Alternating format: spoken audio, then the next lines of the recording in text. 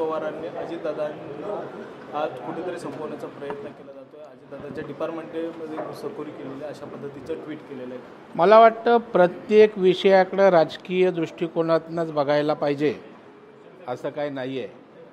परंतु रोहित पवार आता शरद पवार साहेबांपेक्षा मोठे नेते बनू पाहत आहेत आणि ते अजितदादांच्या डिपार्टमेंटची काळजी करायला लागले आहेत. याच्यापेक्षा आश्चर्याची गोष्ट दुसरी असू शकत नाही.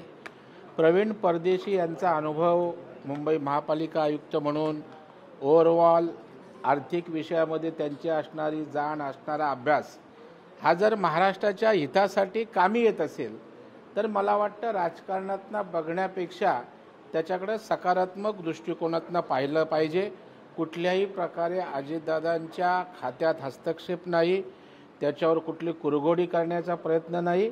महाराष्ट्राच्या आर्थिक विकासात त्या ठिकाणी मार्गदर्शन आणि दिशा देण्यासाठी या ठिकाणी प्रवीण परदेशी यांचा उपयोग होणार आहे आणि त्याच्यामुळे अत्यंत कल्पकतेनं त्यांना ही जबाबदारी दिलेली आहे.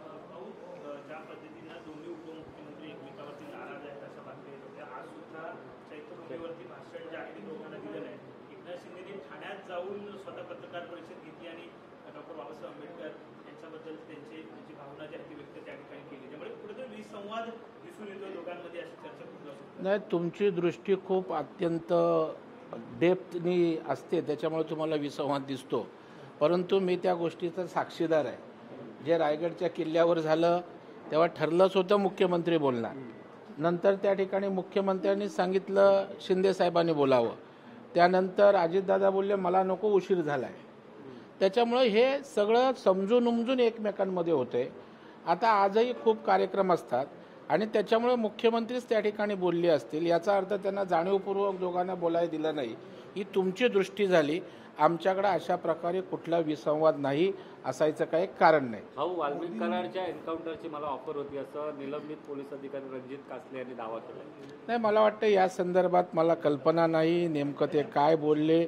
या संदर्भात पोलीस जेव्हा इंट्रॉगेशन करतील किंवा माहिती घेतील त्यावेळेला खरं खोटं महाराष्ट्रातल्या जनतेसमोर येईल. आज बैठक झाली. बैठकीत काय केलं? फक्त हिंदू मुस्लिम आणि दलित सवर्णांमध्ये वाद पेटवला असा आरोप काँग्रेसचे प्रदेशाध्यक्ष करतायत. मोदी साहेबांनी काय केलं संपूर्ण देश पाहतोय.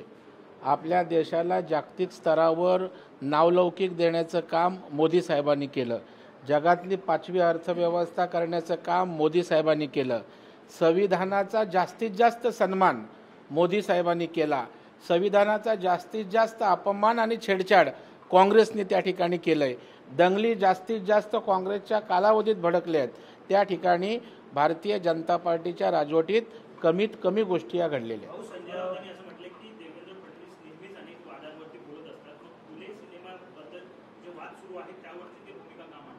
त्यांना वाटेल तेव्हा भूमिका मांडतील. संजय राऊतनी सांगून भूमिका मांडण्या एवढे देवेंद्रजी छोटे नाहीत आहेत. ते त्यांना फार गांभीर्यानं घेत नाहीत. म्हणून राऊत बोलतात म्हणून भूमिका मांडायची अशी काय आवश्यकता नाही. शिंदे असं म्हणाले की जशी राक्षसाला रक्ताची सवय लागते तशी भाजपला दंगलीची सवय आणि देश हळूहळू आता हिटलरशाहीकडे वळतो. मला वाटतं त्यांनी स्वतः आत्मपरीक्षण करावं.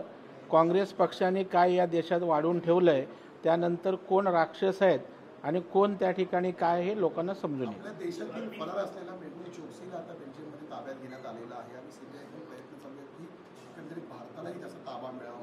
मला वाटतं या देशातलं गृह खातं असेल, सरकार असेल, गुन्हेगार कोणी असो त्याला कायद्याच्या नुसार त्या ठिकाणी वागणूक मिळेल आणि त्याच्यामुळं मेहुल चोक्सी असो किंवा आणखी कोण असो सगळ्यांना कायद्याच्या नजरेत समान न्याय आहे.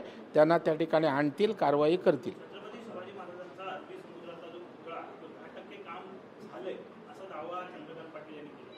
मला वाटतं या संदर्भामध्ये परवाच राज्याच्या मुख्यमंत्र्यांनी रायगडच्या किल्ल्यावर सांगितलं आहे की जे कोर्टाच्या दायऱ्यामध्ये अडकलं आहे लोकशाही मार्गाने आम्ही लढू, त्याच्या कोर्टाची मान्यता घेऊ आणि त्याच ठिकाणी लवकरात लवकर या विषयाची कार्यवाही आमची सुरू होईल.